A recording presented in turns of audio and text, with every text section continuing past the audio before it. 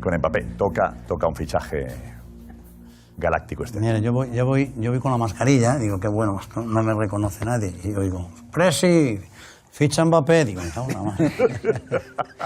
¿Y qué contesta? ¿Qué contesto? Tranquilo. Tic-tac.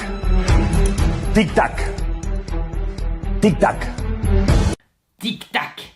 Tic-tac. On est au mois d'août. On va enfin avoir la réponse. Mbappé jouera-t-il avec le PSG ou avec le Real Madrid la saison prochaine? Le mois d'août, c'est le mois où les plus gros transferts se réalisent. Qui plus est avec le Real Madrid, qui a l'habitude d'être dans ce genre de position. Modric récemment, Ronaldo, Gareth Bale. Tandis que le PSG est dans une situation nouvelle, délicate, où ils sont un peu dos au mur et prêts à perdre leur prodige. Donc on va parler de cette affaire-là. On va parler également des maillots d'Mbappé qui sont déjà en vente. Bref, on fait un point sur l'actu Real Madrid. La vidéo, les amis, est sponsorisée par OneFootball. Si vous voulez tout savoir concernant le Real, les rumeurs transferts, les compositions des matchs amicaux qui arrivent, vous avez juste à télécharger l'application. Elle est ultra complète et surtout elle est 100% gratuite. On va enfin avoir la réponse concernant ce dossier dont je vous parle depuis plus d'un an, parce que moi je suis persuadé depuis la saison dernière que le Real va signer Mbappé cet été. Alors je peux me tromper, comme la presse espagnole qui est d'ailleurs unanime, c'est le même son de cloche.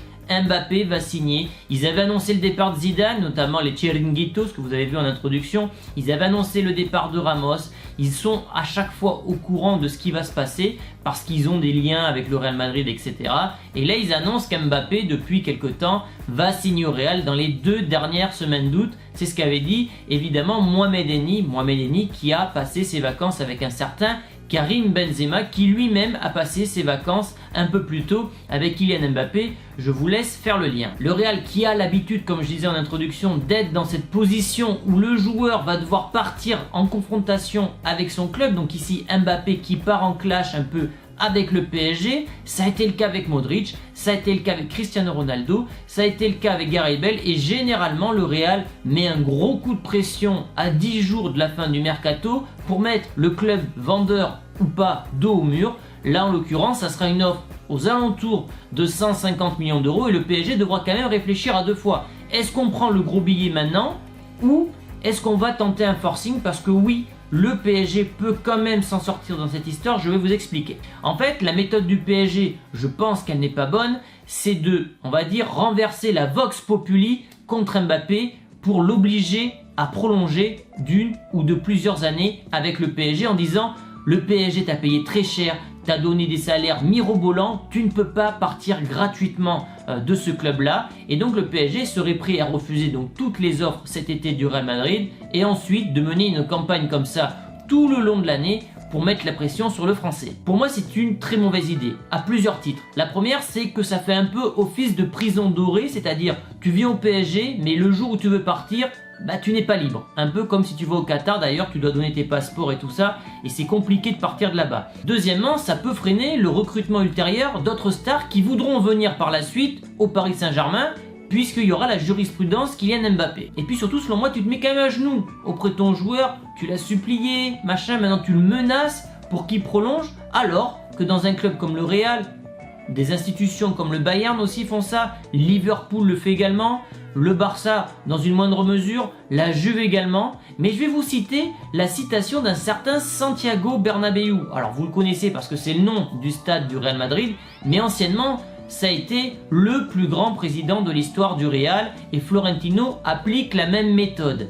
Qui pense s'en aller du Real Madrid sait où se trouve la porte. Conclusion, le club sera toujours plus grand qu'un joueur. Cette règle s'est appliquée dernièrement avec Cristiano Ronaldo et avec Sergio Ramos, et le club, l'institution est préservée. J'ai pas l'impression qu'en faisant ça, le PSG préserve son institution. En plus de ça, quelque chose qui m'étonne énormément, c'est que je n'ai pas compris depuis très longtemps pourquoi le PSG n'a pas dit tu veux partir au Real Madrid, ça sera 150 millions d'euros et pas 1 million de moins. Tu prends les 150 millions et tu te jettes sur un certain Erling Haaland, dont l'agent s'appelle Mino Raiola. Mino Raiola qui est en lien très avancé, on sait qu'il est très ami avec Leonardo. Il y a d'ailleurs beaucoup de joueurs de Mino Raiola qui sont actuellement au PSG. Le dernier en date, c'est Donnarumma. Je ne comprends pas pourquoi le PSG ne vend pas Mbappé pour foncer avec la trésorerie qu'ils ont, plus les 150 millions d'Mbappé, tu pourrais faire céder Dortmund cette année, qui sont enclins à des problèmes financiers et surtout qui seront obligés de vendre Haaland l'année prochaine 75 millions. Si tu leur proposes le double cette année sur la table, ça va peut-être les faire réfléchir. Concernant le Real maintenant, que tu fasses signer Mbappé ou pas, ça va quand même te changer la donne. Parce que si tu fais signer Mbappé, c'est une garantie de 30 à 40 buts par saison. C'est ce qui te manque d'ailleurs depuis le départ de Cristiano Ronaldo. On a un gros problème au Real, c'est qu'on n'a qu'un seul joueur qui marque plus de 10 buts. C'est Benzema qui a marqué, je crois, entre 20 et 30 buts cette saison. Le deuxième meilleur buteur de l'équipe s'appelle Casemiro, vient ensuite Ramos. Donc il y a un gros problème en attaque. Évidemment, si tu fais signer Kylian Mbappé, tu deviens d'un coup beaucoup plus compétitif et tu as quasiment, avec Benzema, Hazard, Gareth Bale, Mbappé, la meilleure attaque du monde. Alors maintenant, je vais parler des maillots qu'on a vus en vente. Ce n'est pas un photomontage, c'est un véritable maillot de Kylian Mbappé, mais ce n'est pas dans la boutique du Real Madrid. Déjà, pour plusieurs raisons, il ne portera pas le numéro 7 s'il signe au Real l'an prochain. Comme Ronaldo lorsqu'il est arrivé au Real, il a pris le numéro 9 parce que Raoul était encore là. Hazard a actuellement le numéro 7 et même s'il n'a pas été très bon jusque-là, il ne va pas partir cet été, il gardera son numéro.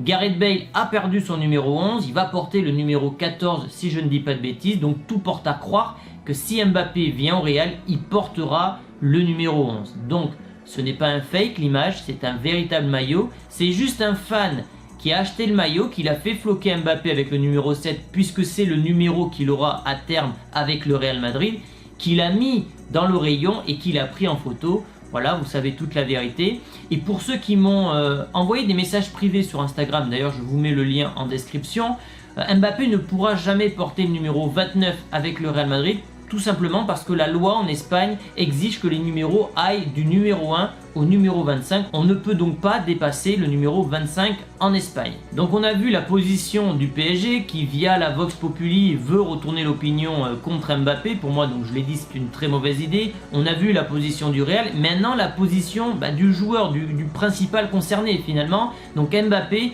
lui, veut aller le plus tôt possible au Real, tout simplement pour marquer l'histoire du club. On l'a vu, deux joueurs qui sont arrivés jeunes récemment au Real Madrid. Donc ça a été Benzema, qui est arrivé, il devait avoir peut-être 21, 22 ans, et Cristiano Ronaldo, qui lui est arrivé en provenance de Manchester, alors qu'il avait 24 ans, si je dis pas de bêtises. Donc évidemment, si Mbappé arrive jeune, il pourra prétendre à battre certains records, et donc notamment le fameux record de Ronaldo avec ses 450 buts. Il n'a même pas encore signé au club que je vous parle déjà de records, mais dans la tête de joueurs comme ça, qui pensent justement qu'à des records, si tu signes à 22 ou si tu signes à 28, c'est pas la même histoire et tu ne marqueras pas l'histoire du Real Madrid si tu signes à 28 ans. On va finir la vidéo, les amis, avec deux actus du Real qui sont selon moi très importantes. Tout d'abord, et je suis content parce que j'ai fait la vidéo avant que ces déclarations sortent, c'est Gareth Bale qui dit aux supporters, qui dit aux dirigeants du Real qu'il va faire une année exceptionnelle, qu'il est motivé comme jamais et qu'il veut partir par la grande porte. Donc c'est exactement ce que j'avais dit dans la vidéo. Il a l'air motivé, il a l'air heureux, il a l'air d'avoir la confiance de Carlo Ancelotti. Donc j'ai hâte de voir en quelque sorte son retour parce que selon moi ça fait 2 ans qu'il ne joue pas au Real. La saison d'avant, son départ à Tottenham, il était tout le temps remplaçant. Donc voilà. Pour moi, il fera office de recrue cette année parce qu'il a cruellement manqué lors de ces 2 dernières années. Et avec la motivation d'un Carlo Ancelotti et la motivation de partir par la grande porte et pourquoi pas être prolongé plus tard, écoutez, s'il fait une saison à 20 buts, pour le Real, ça reviendra moins cher de le prolonger d'1 ou de 2 années que d'aller chercher un autre ailier. Donc pourquoi pas. Et enfin, la dernière info importante, c'est Isco. Le Real Madrid a baissé son prix de vente qui est désormais de 18 millions d'euros. 2 clubs sont intéressés. Le Real qui bien sûr est prêt à tout pour le vendre cet été parce qu'ils ne veulent pas le prolonger et que l'été prochain il sera libre de tout contrat comme d'ailleurs beaucoup de joueurs. Goretzka annoncé à Man United mais également au Real. Pogba annoncé à la Juve au Paris Saint-Germain. Il y aura Mbappé. Et bien sûr, il y aura donc Isco. Le Real ne veut pas le perdre gratuitement, surtout dans cette période très compliquée financièrement. Ils ont baissé le prix de vente à 18 millions d'euros. Certains clubs sont intéressés et j'espère que le Real, même s'ils doivent le vendre 10 ou 15 millions, voilà, qui vont trouver un repreneur pour ce joueur qui n'a plus sa place et surtout qui doit rapporter un minimum d'argent avant son départ. Donc voilà les amis pour cette vidéo, j'espère que vous avez apprécié. Si c'est le cas, n'hésitez pas à lâcher un petit pouce bleu. De toute façon, pendant le mois d'août, on va revenir sur cette saga Mbappé. Moi, ça me rappelle l'année 2014 avec Gareth Bale. Évidemment, à l'époque, je n'avais pas de chaîne YouTube, mais c'est pour moi le dernier gros transfert du Real où j'étais hypé. Mbappé, voilà, c'est en train de monter et j'espère que ça va se faire en fin de mois. Donc voilà les amis, n'hésitez pas à vous abonner également à la chaîne parce qu'il y a des nouvelles vidéos qui vont sortir très prochainement. Merci à tous pour votre fidélité et je vous dis à très vite. Ciao!